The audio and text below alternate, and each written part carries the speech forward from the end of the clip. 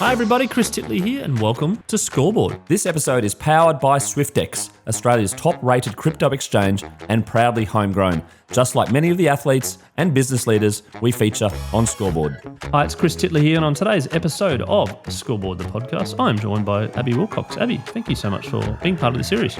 Thank you very much for having me. We're sitting here on Wednesday the 30th of July in the afternoon in Brisbane. Am I joining you from Brisbane, am I? Yes, I'm in Brizzy, yep. Yeah, how's your day been? Yeah, good, thanks. Just no training today, just full day of work. Just got home and it's been a long day, but Let's talk about your work. What are you up to full time? I've been full-time for the past few years at the Brisbane Broncos. I've been in marketing and game day operations, but now I've moved into more of a part-time role just in game day operations since I've started training more full-time again. So, it keeps me very busy, but I'm often training in the mornings and then going to work in the afternoons, but I really love it. Awesome. And correct me if I'm wrong if I say that what you do is in freestyle aerial skiing. Is that right? Yes, freestyle aerial skiing. So I've been doing that for about 8 years now, 7 years competing on the World Cup circuit, coming up on 8. I was a gymnast originally, but then transitioned into freestyle aerial skiing. Let's go back to the early days of the gymnast. What sparked the interest and what made you love gymnastics? Yeah, to be honest, when I was really young, I was always running around the house and trying to do cartwheels and handstands and the splits and everything. And my mum was immediately like, we just need to put her in gymnastics so she can, stop doing it outside of stop doing it outside of a class in case she hurts herself, so she can actually learn. And from there, I just loved it. I think I had a really natural, I was naturally really strong for a little kid, and I just really loved being able to throw my body around and learning all these new fascinating tricks. In regards to being an individual sport, did you love the individual sport versus the team side of things?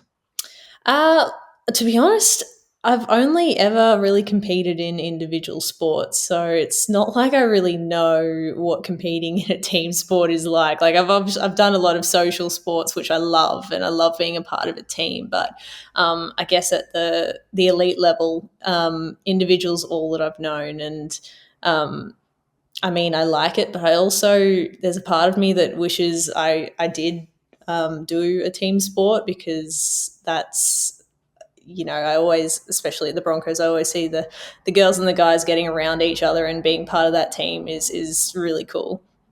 In regards to, obviously there's a lot of physical side of things with the gymnastics, and obviously we'll get on to skiing in a second, but in the pressure that you felt in regards to competition in gymnastics, do you go back and did you have fun in those competitions, or were there some moments there you're like, I just don't want to do this anymore? Yeah, I think in gymnastics, I was super young, and I think I took things way too seriously compared to maybe what I should have, and I didn't enjoy it as much as I probably should have back when I was younger, and that kind of took a toll on me, and probably led me to burn out a little bit, to be honest, when I was about 14, 15 years old, because that's when I stopped gymnastics. So I think I didn't know how to, kind of take competitions lightly. And it wasn't until I got older and into aerial skiing that I figured out how to really love the sport. Going back to that sort of, you were pretty hard on yourself by the sounds of things. Is that something which is still pretty prominent, or are you okay now? I was pretty hard on myself, and I would say that most of my skiing career I've been very hard on myself as well. I think in the past few years I've learnt to let go of that and learnt to just enjoy the journey, and I'm not sure if that's just because of, I've been around for a while and know how it all works, and also sometimes when you hit rock bottom, you kind of reset as well and learn to do things a different way. So, I'm a lot better with it now, and I'm really enjoying the journey these days, which is really nice. And then you can control so many things, but then things happen that's out of your control, I suppose, and injuries happen, and you must have, you're pretty resilient. We can talk about the major injury that you had leading up to that, but also I'm curious around the mindset of going, let's go, let's go, let's go. Oh, that didn't work out, even though I thought, I'm 100% prepared for hopefully a good outcome. Yeah, I think there was probably one moment in particular for me where that happened. Just before the 2022 Winter Olympics, I kind of broke my leg a year before, and then didn't get enough points to qualify for the Olympics. And I was so certain that I was going to go. I was so locked in and this is going to be it. This is going to be the Olympics that I make, and didn't end up happening. And kind of just had to take a step back after all of that happened and reset and figure out where I went wrong, figure out why why I was so certain, but it didn't end up working out the way I wanted to. And I think taking that step back really helped kind of shape where I'm at now, where I feel like I'm in a really good position, and I feel a lot better about myself and my sport and the way I compete, and what I bring to the table. What do you reckon the change is there in regards to that? Obviously, there was a lot of emotions, and there could have been from frustration to blame to all these sort of things back in the day. And now you're saying you're comfortable in yourself, and you're firing again. What do you reckon there was some catalyst that changed that now? To be honest, it's having something outside of my sport that's been the big change for me. I had 6 years ago, I was doing uni, so I had uni, but it just wasn't the same as what I'm doing now. Like having a job outside of sport, I kind of have the financial security. I also have just something that I can fall back on if I am not going well in my sport, or if injury happens, something like that. Just knowing I have that community outside of my sport has been such a game changer for me. That's a really good answer. And the Broncos, in terms of an organisation and support, how have they gone with your training and your high performance mindset to say, actually, I need a little bit more time? Yeah, no, they've been really good and really supportive with me every step of the way since I started working there in 2022. So full credit to them, giving me so much flexibility on what I need to do to compete in my sport. Do you see a few similes with some of the players as well in terms of the work ethic, the skill set, the mindset, the high performance element, and also on the flip side, sometimes when people may do an ACL or injury and that's their season over, and you're like, I've been there.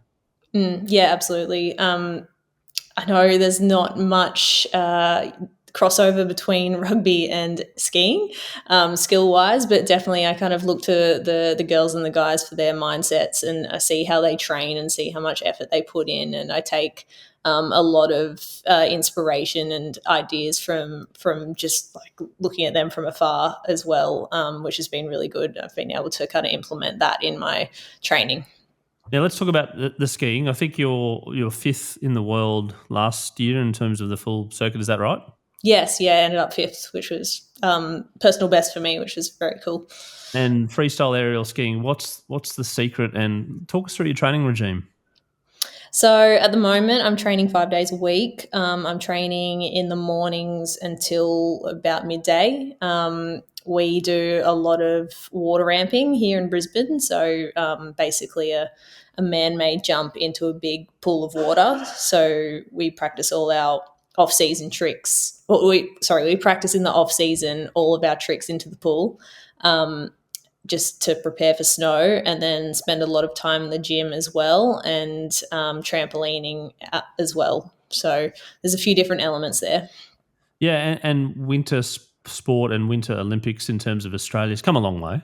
And I'm curious to know where you think it's at, and in terms of the exposure, the money, the sponsorship, all that sort of stuff, and where it can be. Yeah, so I mean, it has definitely come a long way. I am really excited to see how we go in these Olympic Games because I think it's going to be the best one yet, to be honest, for the cohort of athletes that we have. There are so many young guns coming through and also so many seasoned professionals that are coming back again. So I think it's growing and it's only going to keep growing because there's a lot more, I would say, funding and support now.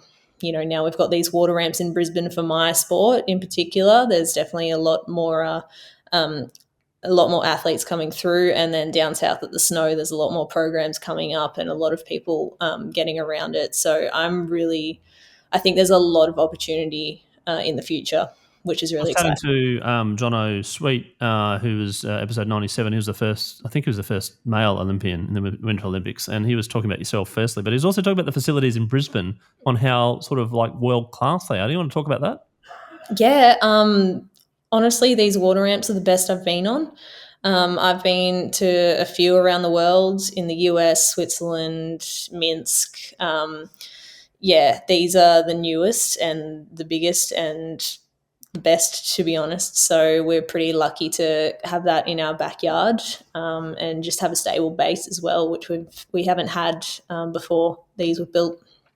And Abby, I asked this to John. It was an interesting question, and he gave me a good answer as well. Your relationship with fear. With fear, yeah, it's an interesting one. I feel fear every time I do a jump. That's just, there's always fear there. It's always going to be there. And I've learned to accept that over time and just do things scared, to be honest. It does get better each time you do it, of course, with practice and confidence as well. But there's always a bit of fear there. And it's just learning about doing it scared sometimes. Is there a difference between fear and nerves in your view? Yes, definitely. I think nerves are something that you're always going to get. Fear is probably a bit more related to the outcome of what could happen as well. Yep. And then to calm your nerves and to manage your nerves, about what is there some techniques that you use or that you could share, or did you have some problems with nervousness early on in your career, or never a problem? No, I've always been quite a nervous person. I think I've kind of always had a little bit of anxiety ever since I was little, and I found that breathing techniques, especially, have helped me kind of calm down my nervous system. So I rely on those as well as preparing as much as I can for jumping by doing visualization and positive affirmations and things like that. So Yeah, I'm curious about the visualizations. It's a topic that's come up a lot with high performing athletes. I'm curious to know what your visualization strategy is. Is it of the jump? And if it's of the jump, how many times do you visualize it? Or do you visualize? Sometimes it goes into a dark place and visualizes things going wrong. yeah, I try and keep it as positive as I can. It's more visualization of executing the jump well and the feelings behind that. I find it works best when I've got the emotions behind it to go with it, if that makes sense. So yeah, that's really helped me. And what's driving Abbey Willcox? Is there a goal? Is there something to in yourself to be the best at what you do, to give yourself the best shot? Like what's the drive? What's the goal as well? Yeah, I think that's changed over time. I think when I was younger, I was always trying to prove to other people that I could do this sport. There was a point where I got cut from the team because they just kind of didn't think that I had what it took. And my drive then was to just prove them wrong. But also, I wanted to do the sport as well. So it wasn't, I guess, just about proving them wrong. I really wanted to do the sport. So, So I made that work when I was younger. Kind of packed up my things and moved to Switzerland and trained with the Swiss team to try and get back onto the Australian team. Now I would say that I want to be the best athlete and person that I can be. I'm sure that goal is kind of similar to a lot of people's, but it really rings true to me because I think, being the best person I can be outside of my sport also positively comes back into my sport and makes me perform better as well. And I want to get to the Olympics. I want to do the best that I can. I would obviously want to get on the podium as well. That's a long-term goal of mine as well. Yep. It was actually one of the podcasts just on the being the good person was Ali Brigginshaw, and she was just like really honing in when she was a little bit sort of confident, so to speak, early on and sort of doing what she wants because she did really well. But then she got, basically some advice to say about the being the good person thing, and it really hit home in and around some habits. And I'm keen to understand what some of the habits that you have in terms of being a good person. Yeah, I think giving back as much as I can. I'm really passionate about mental health. I've just become an ambassador of the Black Dog Institute, so giving back as much as I can to schools or athletes that could benefit from mental health and research based around that. And just trying to inspire anyone, trying to help out when I can, where I can, just doing good things as much as I can. Yeah, absolutely. And I'm fascinated about your work with Black Dog. What's the ambassador role? Is it speaking? Is it getting out there and talking to people and obviously, spreading the word around, seeking help when needed, etc.? Yeah, so it's essentially Black Dog Institute are really they're leaders in research in this space, and I go out to schools and give a presentation about mental health, also about my sport and my experiences. So it's something that I've kind of battled with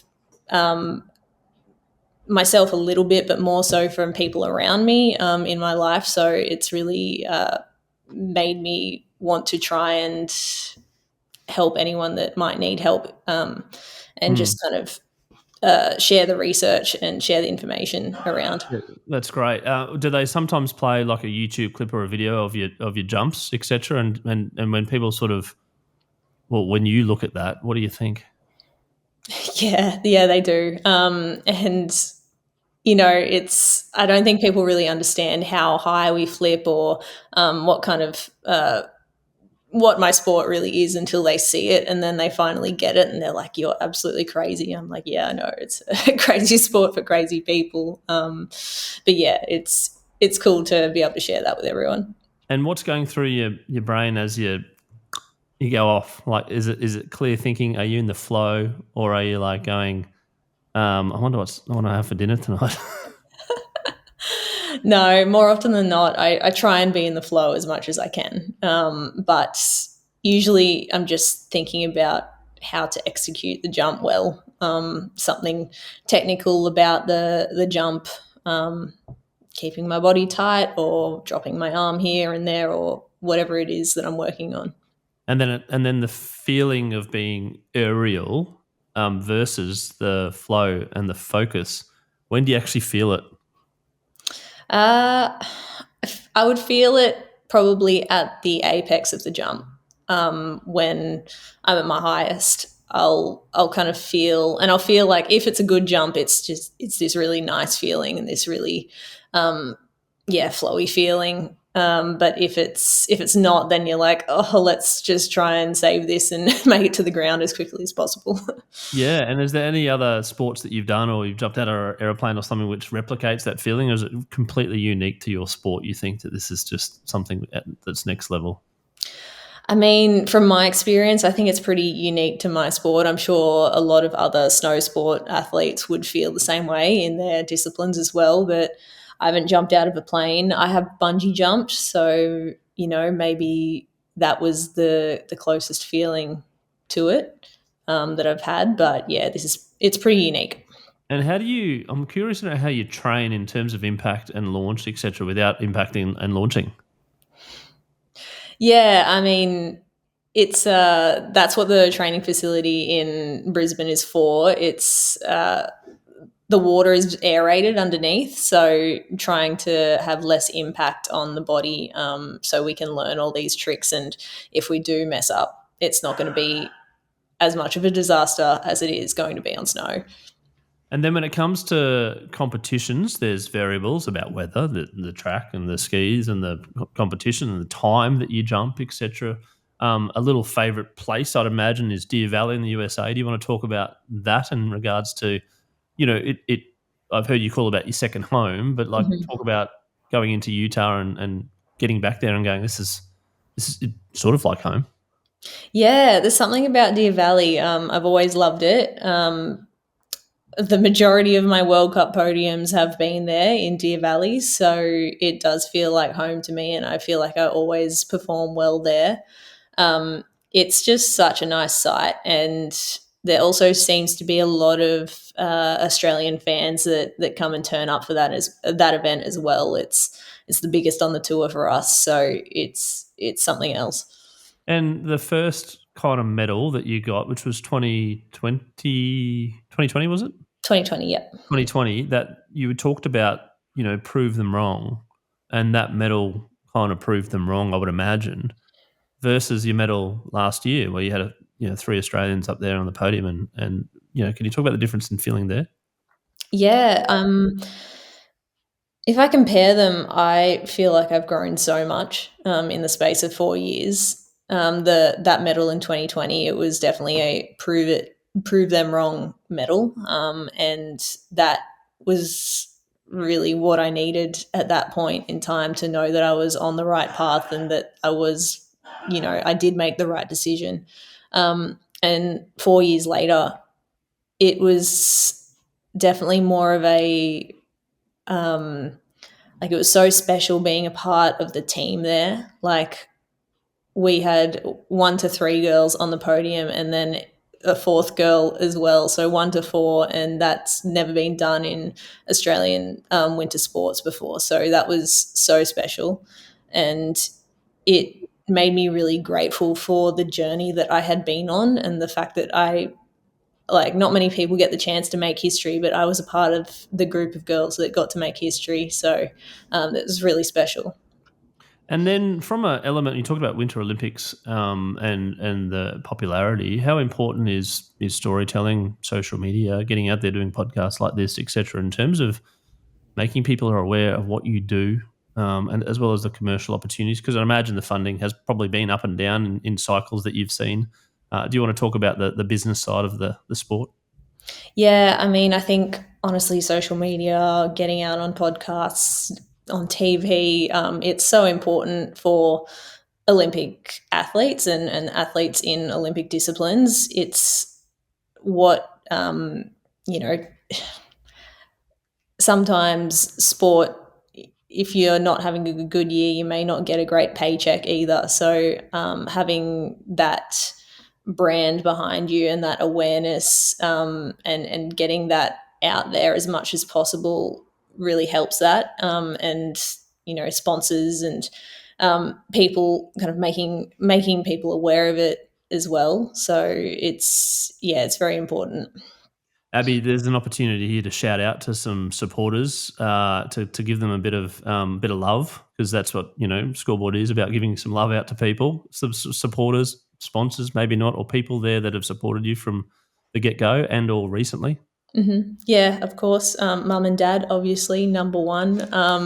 Wouldn't be here without them. My partner Cal as well. The OWI, the Victorian Institute of Sport. I've always, they've really supported me over the past few years, especially. And Snow Australia as well, the Wattle Nest. They've all kind of put. Right. Well, she's been on the show. Yeah, Yep. so she's great.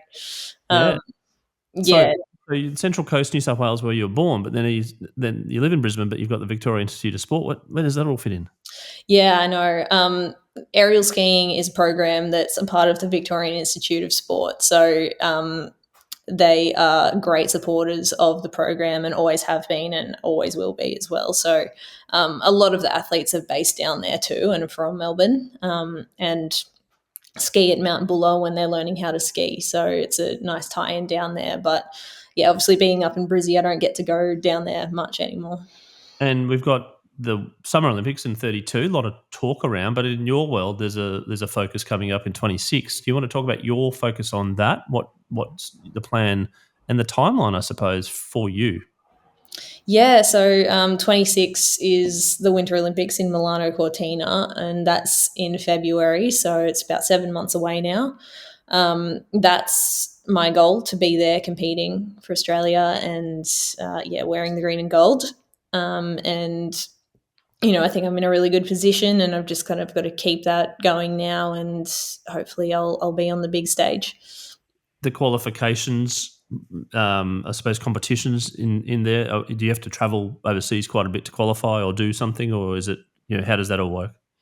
Yeah, so from November till March every year, we're usually overseas competing, and the competitions go from Finland to China to Canada, US, Switzerland, Kazakhstan. It used to be Russia and Belarus, but not anymore. So yeah, it kind of takes you all over the world, and sometimes it feels like each week you're in a different country and in a new area, but it's really exciting. It's really fun to be on the road when you look back at it. At the time, sometimes you're like, oh, this is just dragging on a little bit, but it's a really fun experience being on the World Cup tour. How often do you stay in one spot for generally? If we've got back to back World Cups, it'll be a different place each week. But if we have like a training camp, it will be about 3 to 4 weeks. Right. So you have to sort of, thicken up your package and get an extra bag and stuff like that because you're traveling for 3 or 4 weeks. Whereas I suppose you can kind of just do, lighter carry on and also suitcase for the smaller amounts, right? Well, I mean, once we kind of pack our suitcase in November, that's it pretty much. We don't Oh, really right. get to come home. Yeah. So it's just a lot cheaper to kind of stay over there instead of coming back and forth from Australia, as well as the jet lag as well. So once we've packed our bags, that's it pretty much. And the times at which you jump, what times of the day are they generally, and how do you prepare for that if it's a bit variable or a bit later or a bit earlier, etc., when it comes to like sleep and food and whatnot? Yeah, I mean, that's one thing I've learned in this world is you kind of expect the unexpected. Things always change. The weather always changes. The timings always change. You've just kind of got to be ready to drop at a drop of a hat. Just go out there and compete.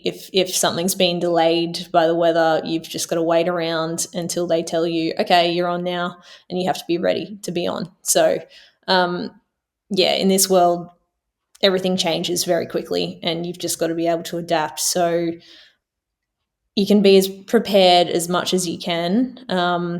I mean, especially like with stuff like food and everything, you just got to bring it with you and just be prepared for absolutely anything. And as technology's changed and gears changed, etc., are they all like really fancy widgets now that you can try out and test and do whatever, or have you got your lucky kind of skis, or how does that kind of work in your world? Yeah, I mean the skis and the equipment that we use, they've gotten better over time. The skis, especially, they have gotten lighter and stronger as well. So yeah, I mean it's definitely helped our performance. Like having lighter skis is a lot easier to move in the air as well. Helmets as well. Concussions been a big topic over the years, so having the proper helmet and the technology in helmets have always improved in the past few years, especially. So yeah, just making sure we have the top end equipment is important. Yeah, you've got the top end equipment, you've got the skill sets, you've got the muscles that most people don't even use, but you have to use them all the time, and then you've got the mental strength. How do you split your time in regards to training with physical, and also do you train mentally in regards to kind of, you know, I suppose things not going your way? Yeah, I mean, a lot of the training is physical, definitely. That's most of the training, to be honest. But it's really important for me, especially to kind of set some time aside. And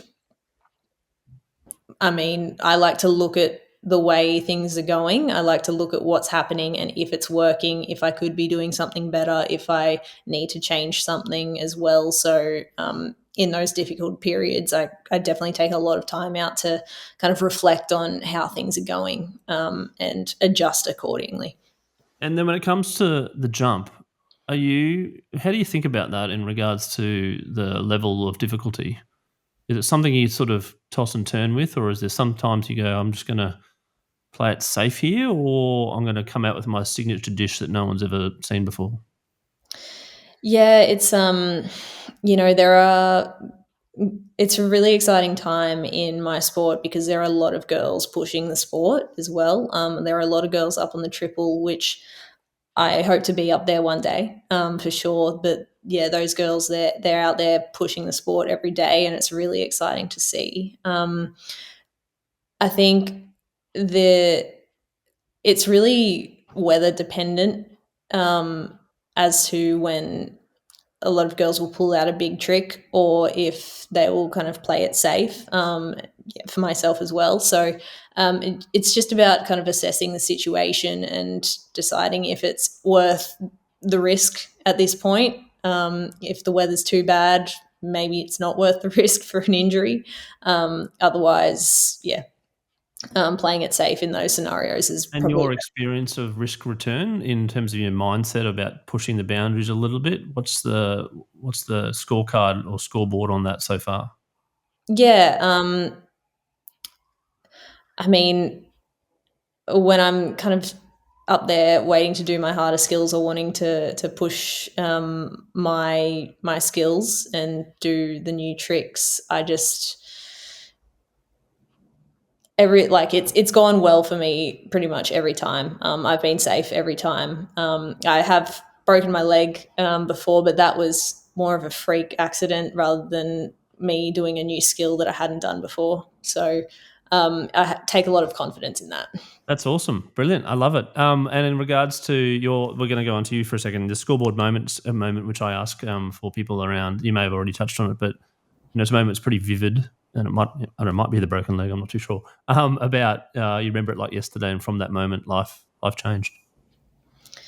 Yeah, I think it was not, making the 2022 Winter Olympics for sure. That was a moment where everything changed because I'd been working towards that for so long, and that's all I cared about at that point. That's all I wanted, and, I think it was definitely.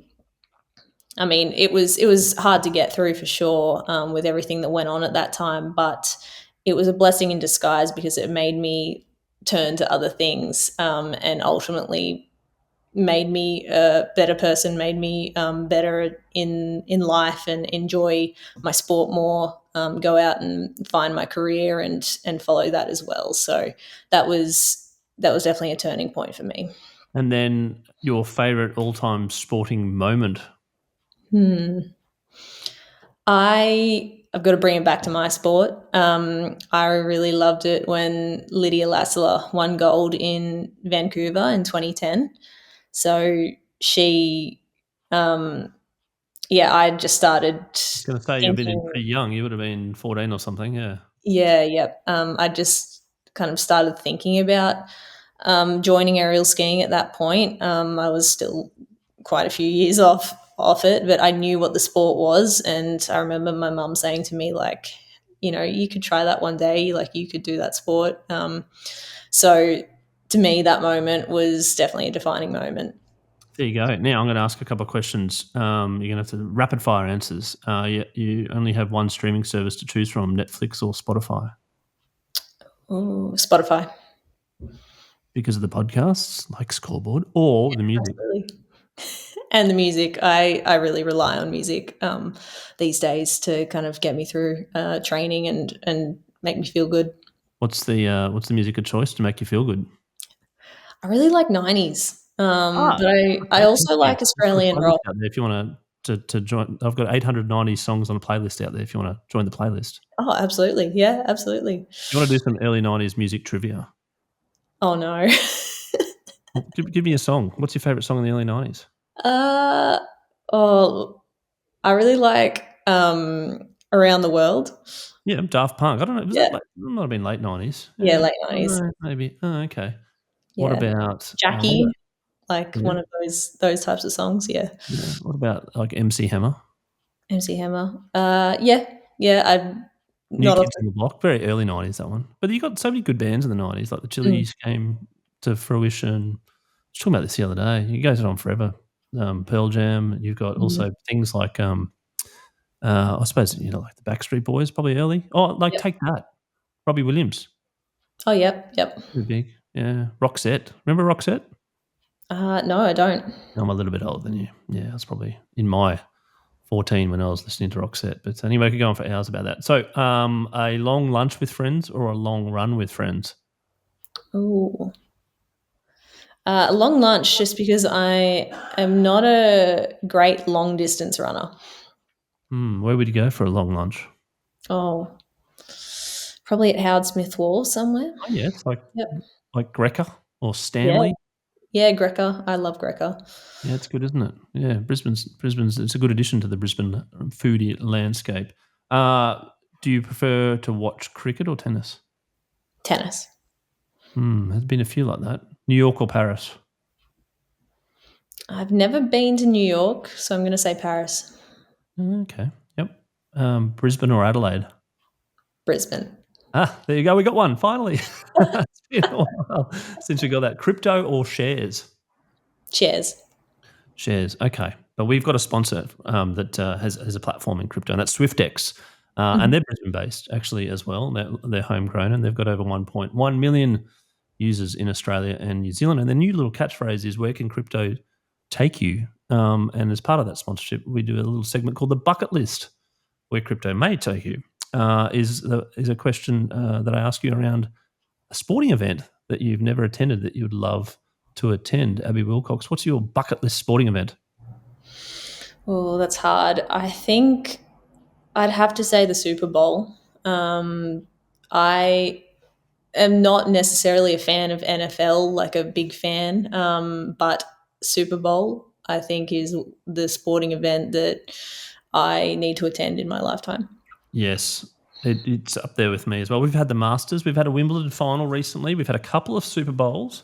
I just think the whole, like look, that TV ads are going up at $8 million for 30 seconds now or something, like just the hype around the whole week. It's, I've been to an AFL grand final and it is amazing. It is a bucket list thing to do, but like just the whole world's watching. Is there any particular team you'd like to see in the Super Bowl or Ooh. place in the US that you'd like to go see it? Um, I mean, team, probably Philadelphia Eagles. Is that because they fly like you? Yeah, yep, that's it. Just a lot of similar characteristics. There you go. And I've got one final question around. Actually, no, two. One is some advice for some young people that want to enter your sport at that age, maybe 14, where they see you now on the TV and they're like, I want to do that. What's some advice that you can give them? Yeah, it's going to be a wild adventure, and it's going to be really hard, but it's worth it. The places you get to go, the people you get to meet, the feeling of doing a great jump and landing it is nothing like I've experienced before. So, if you are going to take it up, be patient and work hard, and you'll get there. And the importance of a coach and the coach athlete relationships. You want to talk about that as one last question?